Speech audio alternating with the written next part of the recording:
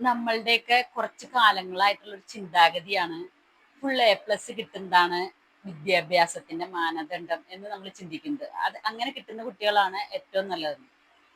അതിന് ഈ വിദ്യാഭ്യാസം എന്ന് പറഞ്ഞാൽ അതിനും അപ്പുറത്തേക്കൊരു വിദ്യാഭ്യാസമുണ്ട്. കാരണം കണ്ടു പഠിക്കുന്നതും കേട്ട് പഠിക്കുന്നതും പരിശീലിപ്പിക്കുന്നതും അതുപോലെ തന്നെ മറ്റുള്ളവരെ മാതൃകയാക്കി പഠിക്കുന്നതും അതൊക്കെ ഒരു വിദ്യാഭ്യാസത്തിന്റെ ഭാഗങ്ങളാണ്.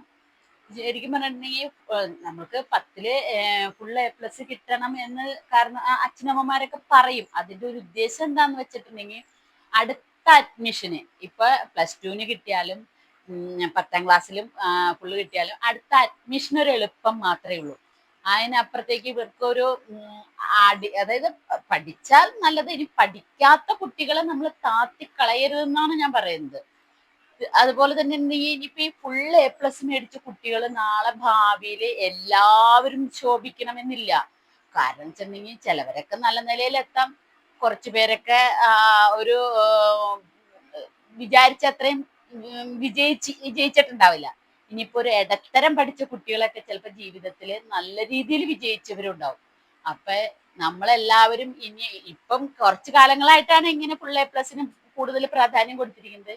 ഇനിയുള്ള അച്ഛനമ്മമാരാണെങ്കിലും മക്കളുടെ അടുത്ത് വഴക്ക് പറയുകയും ഇരിക്കുകയും ചെയ്യുമ്പോൾ ചിന്തിക്കേണ്ട കാര്യം ഫുൾ A+ അല്ല വിദ്യാഭ്യാസത്തിന്റെ മാനദണ്ഡം.